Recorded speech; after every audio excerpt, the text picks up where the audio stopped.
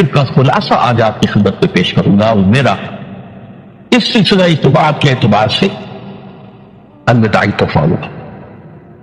اب میں آغاز کر رہا ہوں۔ پہلی بات، اس سبب میں 3 باتیں مجھے کہنی ہیں۔ سب سے پہلی بات یہ کہ زندگی کی سب سے بڑی حقیقت موت ہے۔ ہم بلائے رکھتے ہیں، اپنے ذہن سے اسے دور رکھتے ہیں، لیکن واقعہ یہ ہے کہ زندگی کی سب سے بڑی حقیقت موت ہے۔ خدا کے پنکھے پیدا ہوئے ہیں، لیکن موت کا انکار کرنے والا کوئی پیدا نہیں ہوا۔ اس لیے میں نے آیت آپ کو سنائی، کل نفس ذائقۃ الموت، ہر سی نفس کو موت کا مزہ چکھنا ہے، ہر جاندار کو موت کا مزہ چکھنا ہے۔ ثم الینا ترجعون، پھر ہماری طرف لوٹا دیے جاؤ۔ تو زندگی کی سب سے اہم حقیقت موت، اور موت کے بعد رجوع الی اللہ، آخرت، یہ سب سے بڑی حقیقت ہے۔ ایک حقیقت سب مانتے ہیں، سب جانتے ہیں، دوسری حقیقت کے اوپر پردہ پڑا۔ میں نے اس اعتبار سے نوٹ کیا، یہ الفاظ قرآن میں 3 مرتبہ ہے، کل نفس ذائقۃ الموت، ہر جاندار کو موت کا مزہ چکھنا ہے۔ انبیاء اس سے مستثنا نہیں رہے، رسول اس سے مستثنا نہیں رہے، اولیاء مستثنا نہیں رہے۔ وقتی طور پر استثناء حضرت عیسیٰ کا ہے کہ ابھی وہ زندہ ہے، لیکن عیسیٰ یاتی علیہ الموت، حضور نے فرمایا عیسیٰ سے بھی موت آئے گی، جب دوبارہ آئیں گے، زمین پھوٹیں گے، پھر اس کے بعد اوپر موت وارد ہوگی، ان کی نمازی جنازہ پڑھی جائے گی، انہیں دفن کیا جائے گا وضو سے پہلے، شادی بھی کریں گے، اولاد بھی ہوگی۔ باقی تو یہ ہے کہ کل نفس ذائقۃ الموت، سب کو موت کا مزہ چکھنا ہے۔ عیسیٰ بھی بالآخر اس سے مستثنا نہیں رہے، بلکہ قرآن میں ایک جگہ کہا گیا ہے فَإِن مِتَّ فَهُمُ الْخَالِدُونَ، کیا ہے نبی اگر آپ کا انتقال ہو گیا تو یہ کیا ہمیشہ رہیں گے؟ کون ہے دنیا میں جو ہمیشہ رہے؟ انتقال تو ہونا، آپ کا بھی ہونا ہے۔ انکا میت وانتم لمیتون،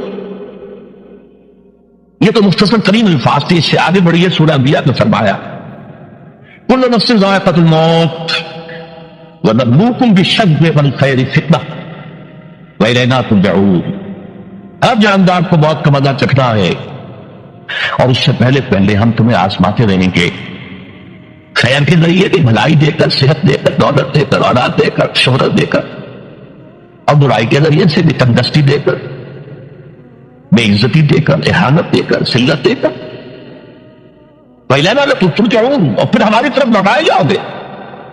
یہ وہ دوسری حقیقت جو میں نے کہا کہ جس پر پردہ پڑا ہوا ہے، بہت بڑا پردہ۔ لوگ یہی سمجھتے ہیں کہ یہی دنیا کی زندگی ہے۔ قرآن کہتا ہے إِنَّ الدَّارَ الْآخِرَةَ لَهِيَ الْحَيَوَانُ لَوْ كَانُوا يَعْلَمُونَ، یہ تو آخرت والی زندگی ہے جو اصل زندگی ہے، کاش کے تباہی ہو۔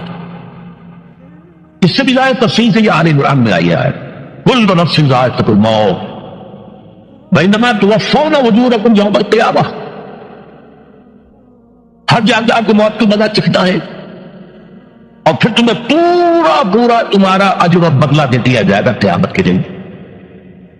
فمن زحزح عن النار وادخل الجنة فقد فاز، جو کوئی آگ سے بچا لیا گیا اور جنت میں داخل کر دیا گیا وہ تو کامیاب۔ اللہم ربنا اجعلنا منہم، اللہم ربنا اجعلنا منکم، اللہم ربنا اجعلنا منکم۔ وما الحیات الدنیا الا متاع الغرور، اور دنیا کی زندگی تو سوائے دھوکے کے سامان کو کچھ نہیں۔ دھوکہ کس بانی میں؟ یہ تمہیں اصل زندگی سے غافل کر دیتی ہے۔ تم کہیں سفر پر جا رہے تھے، تمہارا کہیں گھر تھا، تمہیں واپس آنا تھا، تم راستے ہی میں کسی دلچسپی میں ایسے مگن ہوئے کہ گھر بار سب بھول گئے، یہ تو تمہارا عارضی سے سفر تھا، تم نے اسی کو اپنی منزل بنا لیا، اپنا ٹھکانہ بنا لیا، تو دھوکہ دیا اس نے تمہیں۔ ویسے دنیا کی زندگی دھوکہ نہیں ہے، بڑی حقیقت ہے، اس لیے کہ حضور نے فرمایا انما الدنیا مزرعۃ الآخرہ، یہ دنیا آخرت کی کھیتی ہے، یہاں بو گے تو وہاں کاٹو گے، یہاں کچھ کمائی کرو گے تو وہاں اس کا بدلہ ملے گا۔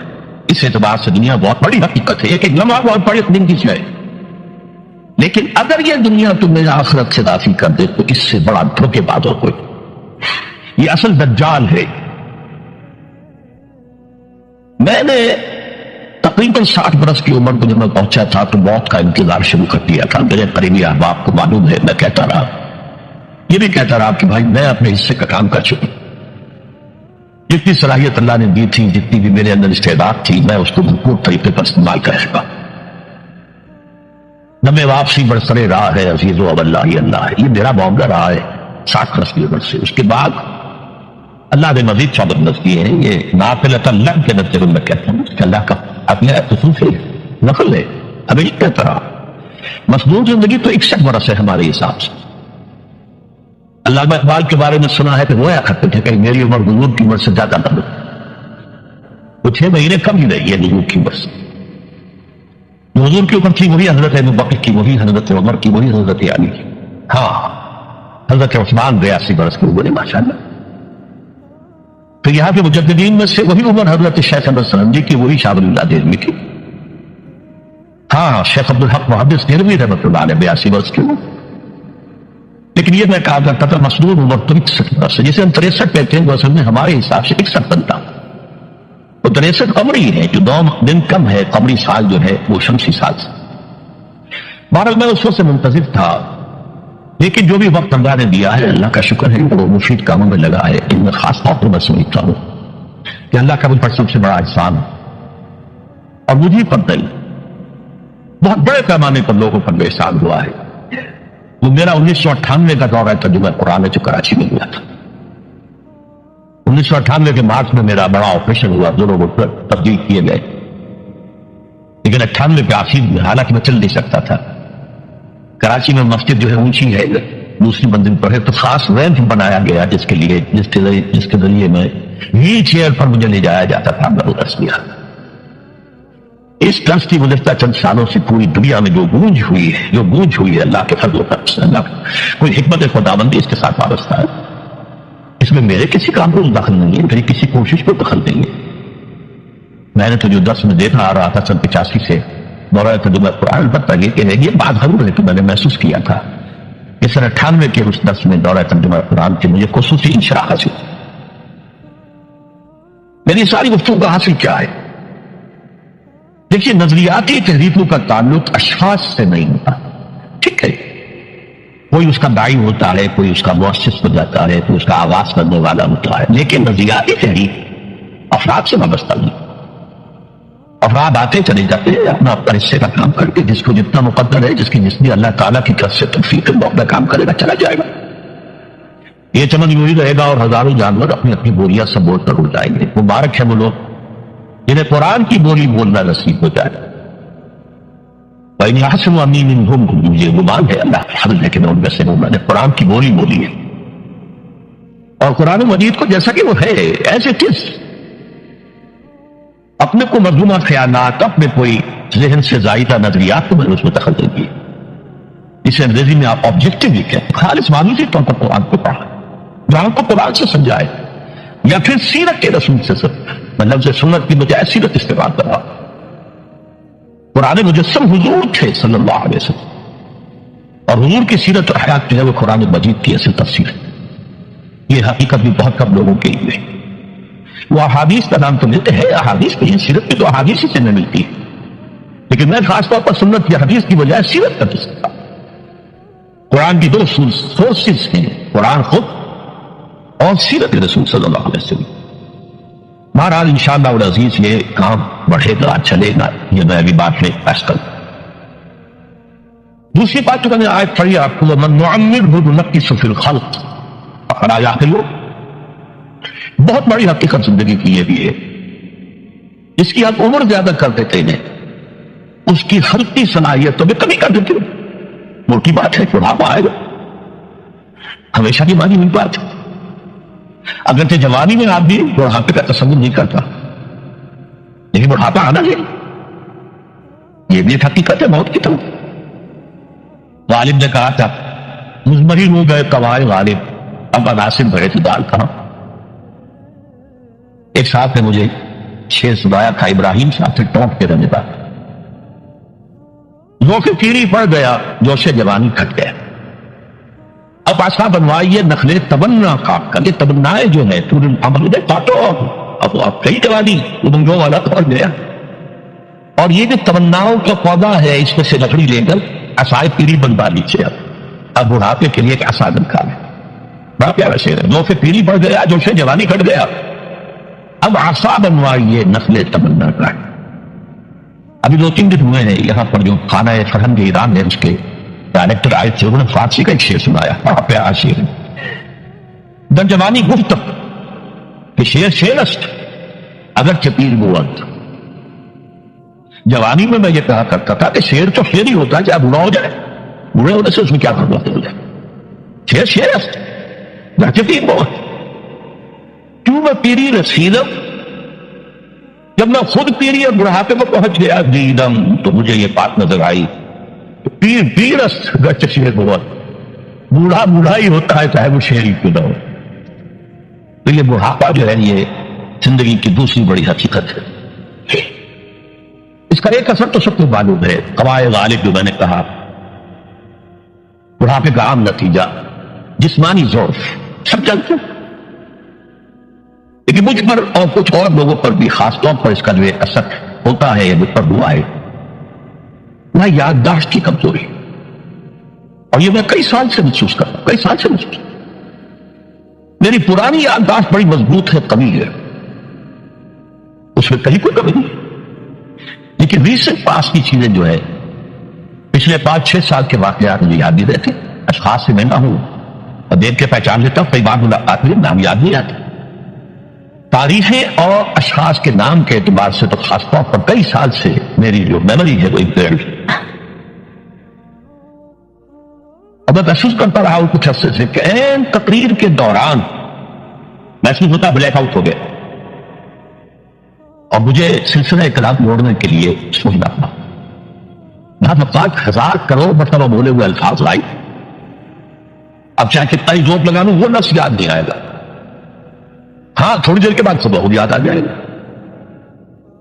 میرے اس آپریشن سے چند کچھ عرصے پہلے تک جو میری تقریریں یہاں ہوئی میں بہت سے لوگوں نے نوٹ کیا. میری تقاریر میں وہ روانی نہیں رہی تھی. وہ جو کراس ریفرنسز آیا کرتے تھے، اس کی بنا پر ایک مولانا عبد الکریم پاریک صاحب تھے ناگپور کے، انڈیا کے، مولانا علی میاں کے، وہ خلفاء میں سے انہوں تفسیر لکھی قرآن. وہ ایک مرتبہ لاہور آئے تھے، تو مجھ سے ملاقات ہوئی، میرا ٹچ میں سنا. پھر یہاں وہ ایک دینی ادارے میں گئے، وہاں میرے خلاف باتیں ہو رہی تھی. تو انہوں نے کہا بھائی اس شخص کی کیا بات کرتے ہو، اس کے سامنے تو معلوم ہوتا ہے کہ قرآن کھلا ہوا ہے، جہاں سے چاہے لے لے. پھول کھلے ہیں گلشن گلشن، لیکن اپنا اپنا دارو کیا بات کر رہے ہیں. تو عبد الکریم پاریک صاحب کی وہ جو پرکاشن تھا وہ صحیح تھا. کراس ریفرنسز کا آنا، القرآن یفسر بعضہ بعضا، اس میں بہت کمی آ گئی. بہرحال اس کے علاوہ تیسری چیز ہوتی ہے بڑھاپے میں ریزسٹنس کی کمی کی وجہ سے عوارض. بلڈ پریشر کا میں مریض ہوں اور کوئی 25 برس سے، شوگر کا میں مریض ہوں اور کوئی 5 برس سے ہوں. ایک خاص برس جو مجھ پر آیا ہے آج سے 4 سال پہلے، اس کی ایک تاریخ ہے. یہ جو امراض دماغی کے ماہرین ہیں یہ کہتے ہیں کہ ایک مرض ہے بائی پولر ڈپریشن.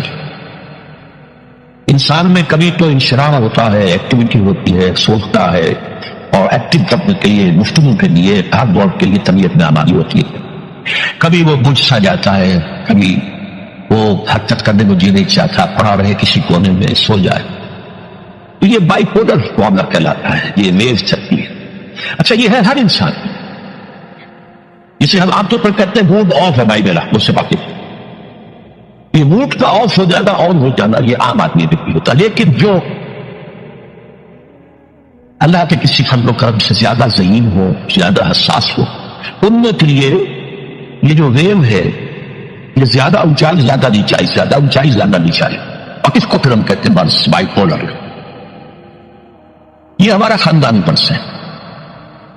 والد صاحب کا تھا، اٹھا، بڑے بھائی اظہار نصاب کو ہوا، میری بڑی ہمشیرہ کو ہوا. عام طور پر اس کی عمر ہوتی ہے اور وہ ہوتی تھی 3 تجربے مجھے ہیں. والد صاحب کو 13 برس میں نے اٹینڈ کیا ہے اس بیماری میں. 52 سے 65 تک جب کہ ان کا انتقال ہوا. یہ عام طور پر شروع ہوتا ہے 50 برس کے لگ بھگ. میری عمر کے 50 برس کے لگ بھگ ہوئی تو مجھے کئی مرتبہ محسوس ہوا کہ میری تقریر کے دوران سوئچ آف ہوتا ہے. ایک مرتبہ سن 70 میں میری یادداشت کئی گھنٹوں کے لیے بالکل ضائع. اس کا میں نے تذکرہ کیا ہوا، میری کتاب ہے حساب کا مبیش، تو کیفیت پر گزری تھی اس قلب کے عالم میں. وہ چند گھنٹے پر گزرے تھے، میں الفاظ میں بیان نہیں کر سکتا. آپ بھی خراب ہے، نہ ابتدا کی خبر ہے نہ انتہا معلوم، کچھ بھی نہیں.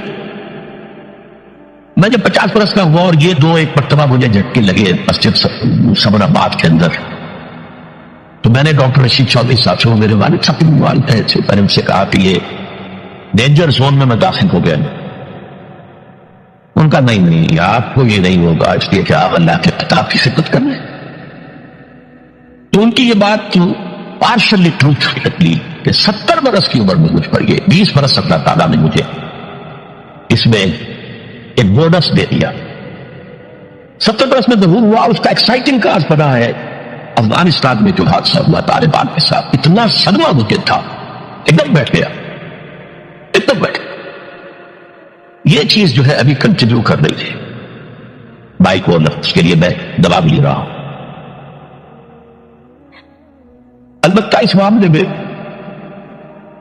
میری ایکسائٹمنٹ جو ہے زیادہ اوپر چلے جانا، یہ صرف ایک بار ہوا اللہ کے فضل و کرم سے، زیادہ جو ہے وہ اس برودنگ، اس غور کرتے رہنا، بیٹھے رہنا، لیٹے رہنا، وہ جس کا نقشہ وضو کے بارے میں کھینچا گیا ہے، یا ایھا المدثر یا ایھا المزمل، اے کمبل میں لپٹ کر لیٹنے والے اور اے لحاف پر لپٹ کر لیٹنے والے، قم فانذر قم اللیل الا قلیلا، وہ ایک کیفیت ہوتی ہے۔ اور سورۃ الانشراح اور سورۃ الضحیٰ کی جو تفسیر مولانا پانی پتی رحمت اللہ علیہ، ثناء اللہ پانی پتی رحمت اللہ علیہ نے لکھی ہے، اس میں اس کا ذکر بڑی تفصیل سے ہے کہ دو صورتیں اسی سے متعلق ہیں۔ تصوف کی اصطلاح میں اسے کہتے ہیں قبض اور بسط۔